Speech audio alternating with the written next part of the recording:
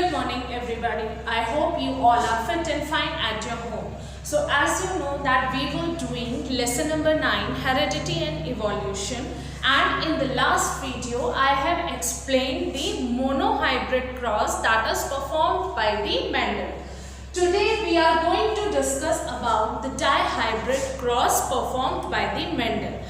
Definitions I have already explained. I am explaining it again. Monohybrid cross is a cross in which only one character is studied. जिसमें सिर्फ एक character study किया जाता है उसको monohybrid cross कहते हैं. And the cross in which two different characters are taken.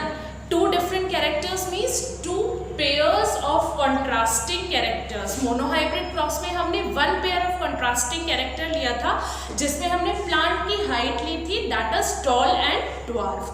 In dihybrid cross जो मेंडल ने परफॉर्म किया था, dihybrid cross में two contrasting characters study किए जाते हैं. And in this cross Mendel ने जो study किया था वो था seed color and seed shape. तो two different characters लिए थे. seed shape क्या होती है? round and yellow. In the seed shape is round and wrinkled.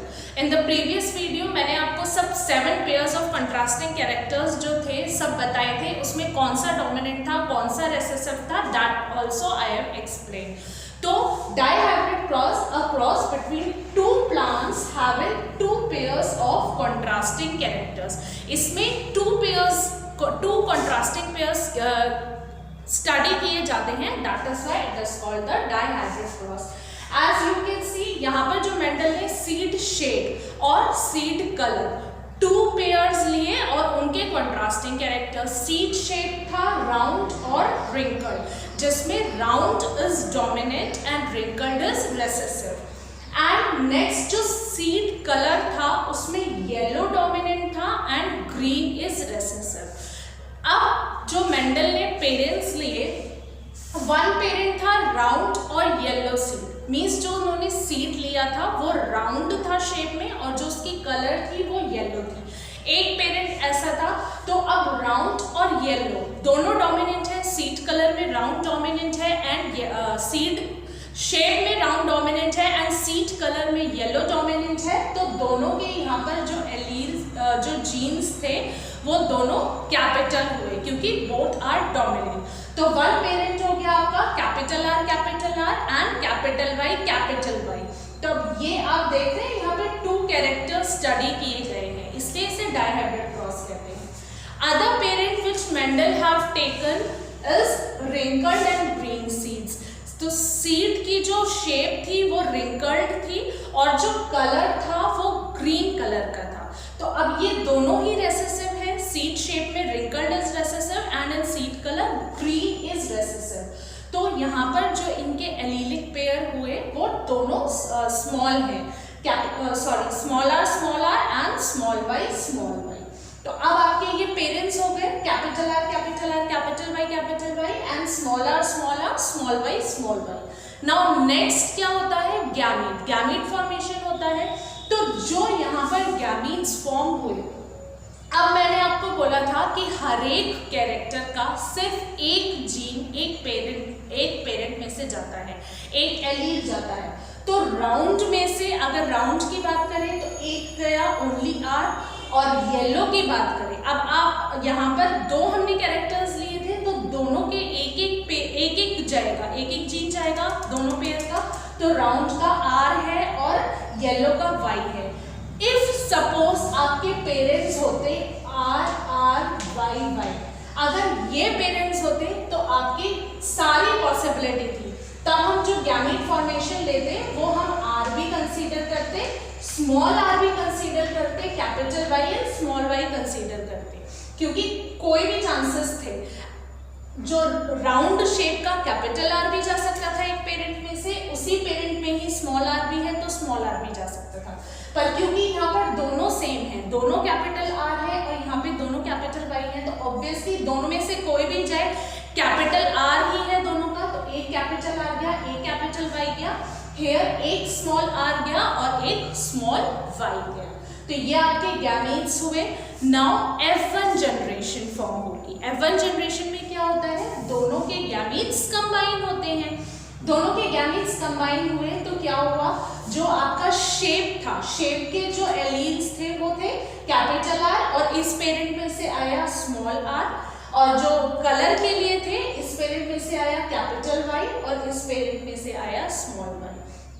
अब मैंने आपको बताया कि हमेशा जो कैपिटल लेटर होता है, डोमिनेंट जीन होता है, उसको ही हम हमेशा पहले लिखते हैं, ठीक है।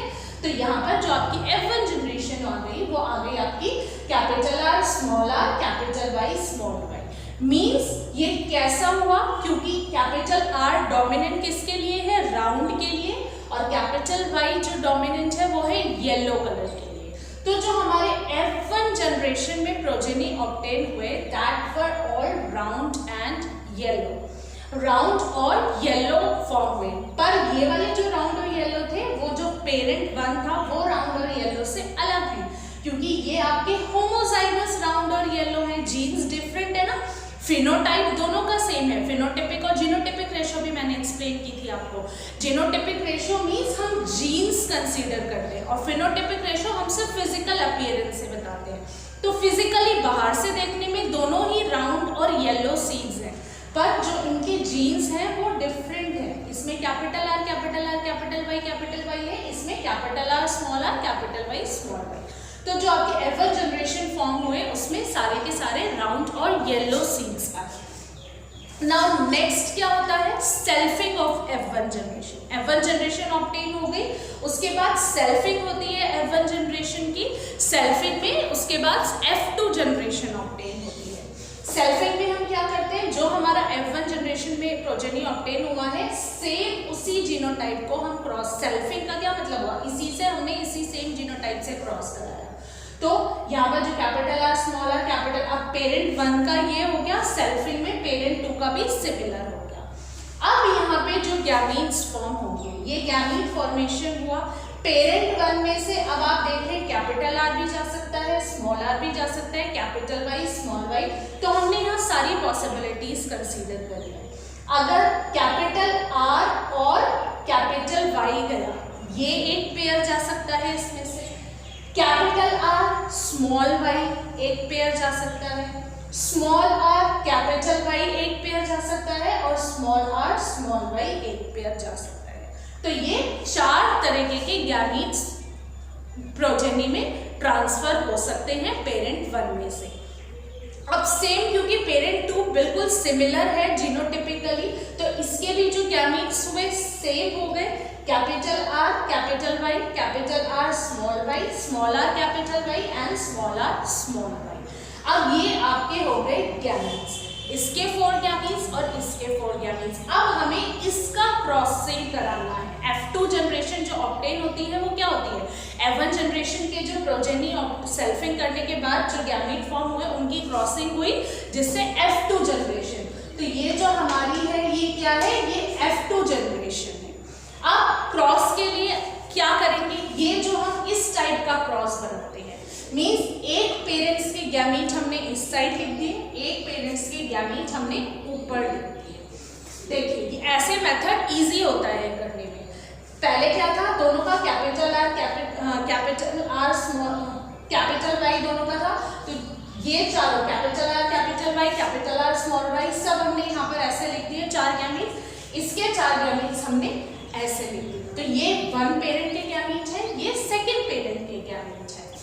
अब क्या हुआ, ये जो हम स्क्वायर फॉर्म करते हैं this is called as the Punnett square. इसको हम बोलते हैं पुन्नेट स्क्वायर, जो डायहाइड्रेट क्रॉस में F2 जनरेशन में ऑब्टेन होता है, that is the Punnett square. अब यहाँ पर हम इजीली इसको क्रॉसिंग के क्या प्रोडक्ट होंगे वो बता सकते हैं। अब यहाँ पर देखिए capital R capital capital Y, तो यहाँ पे ये आ गया। Next capital R capital Y small y, तो ये यहाँ पर आ गया। इसमें क्या है, capital R small r and capital Y capital Y, ये आ गया। Next capital R small r capital Y and small y, ये हो गया।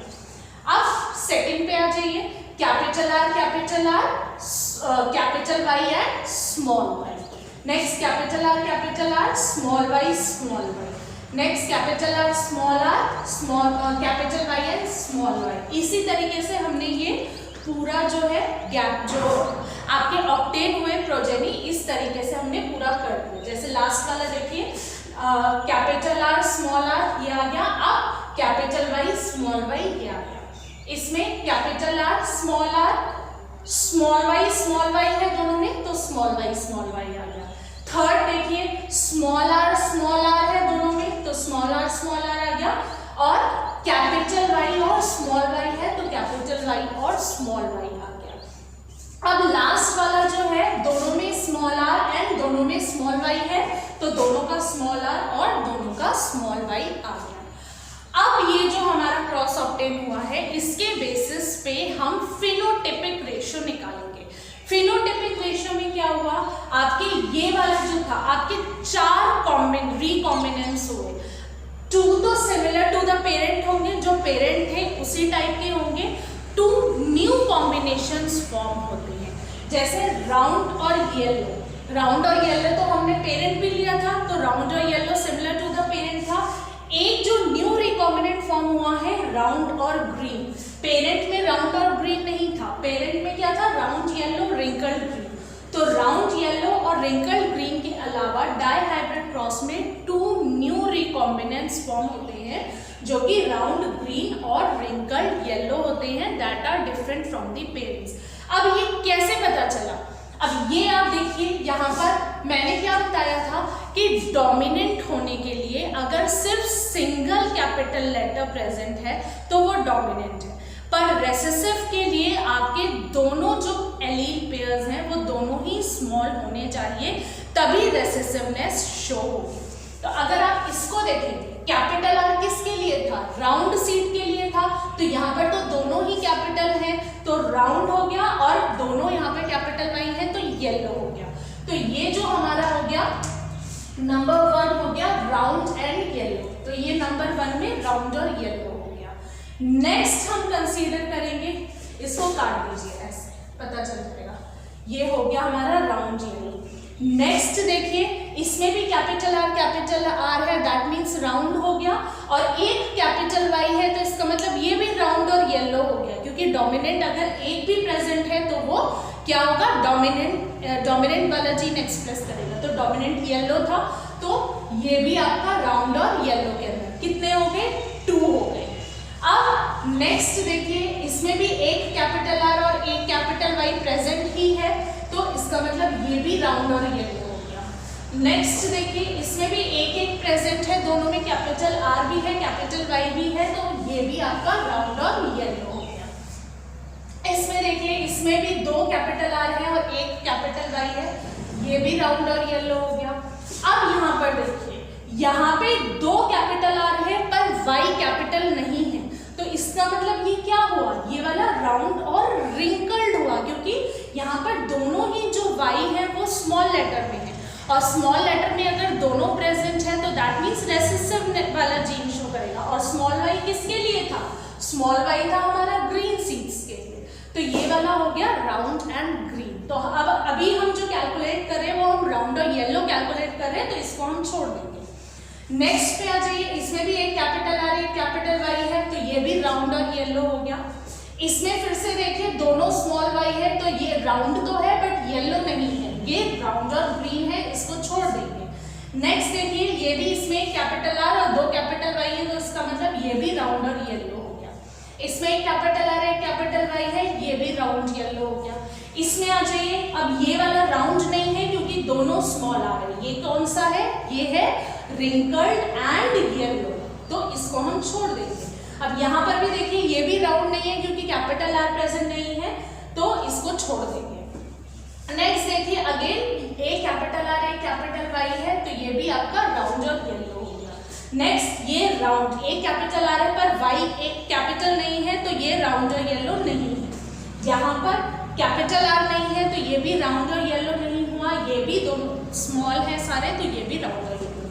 तो अब हमारे जो राउंड और येलो थे वो कितने हो गए, 1 2 3 4 5 6 7 8 9।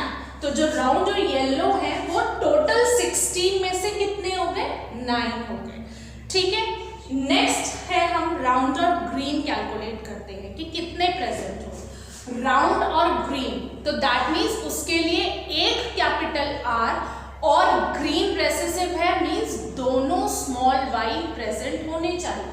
तो आप देखिए, ये एक कैपिटल R तो होना ही होना चाहिए, यहाँ दोनों कैपिटल R, तो दैट मीन्स ये राउंड हो गया, और दोनों स्मॉल y है तो दैट मीन्स ग्रीन। और हम किसकी कैलकुलेट कर रहे हैं? राउंड और ग्रीन की कैलकुलेट कर रहे हैं, तो इसका मतलब ये वाला राउंड और ग्रीन हो गया।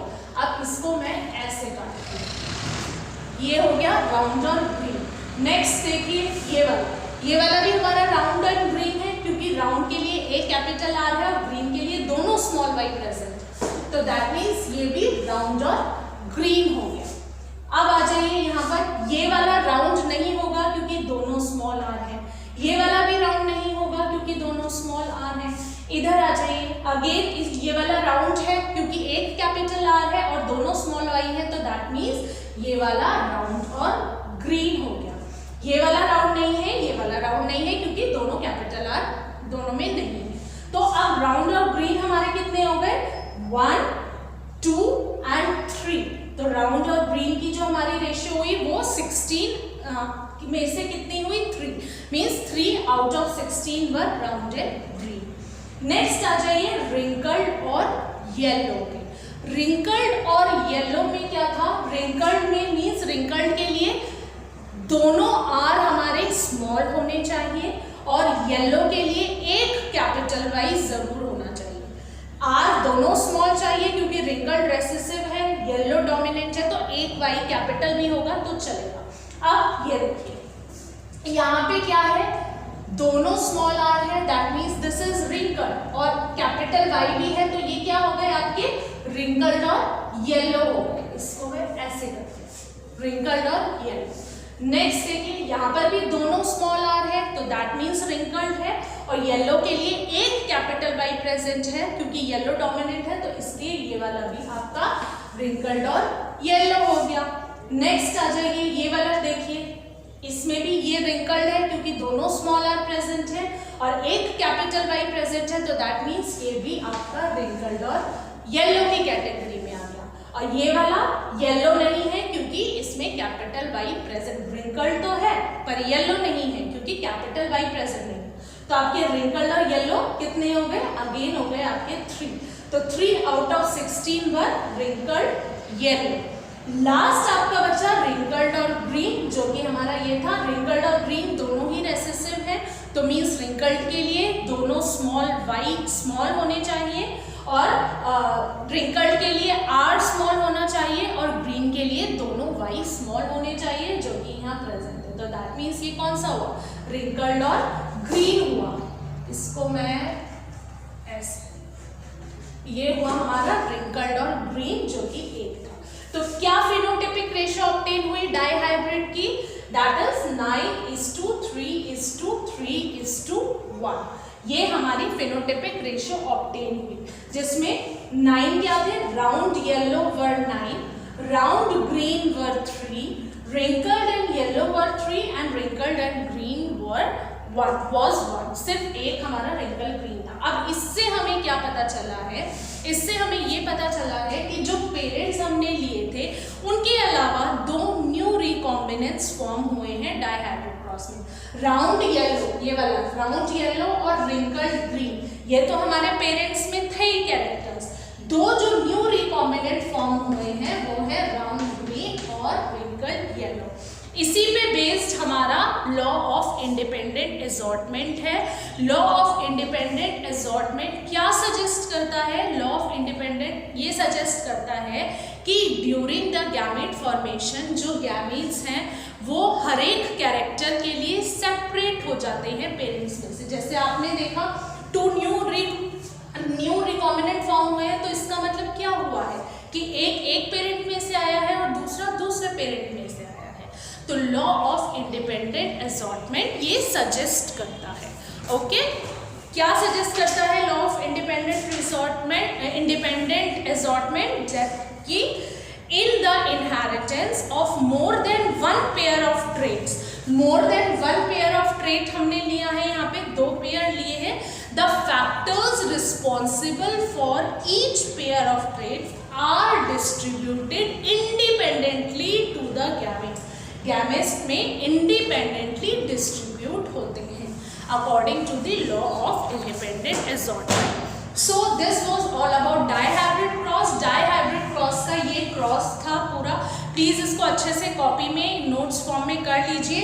नेक्स्ट मैं यहाँ आपको इसके ऑब्जर्वेशंस और कंक्लूजन्स, हालांकि मैंने एक्सप्लेन किया है but still I am writing here. Okay,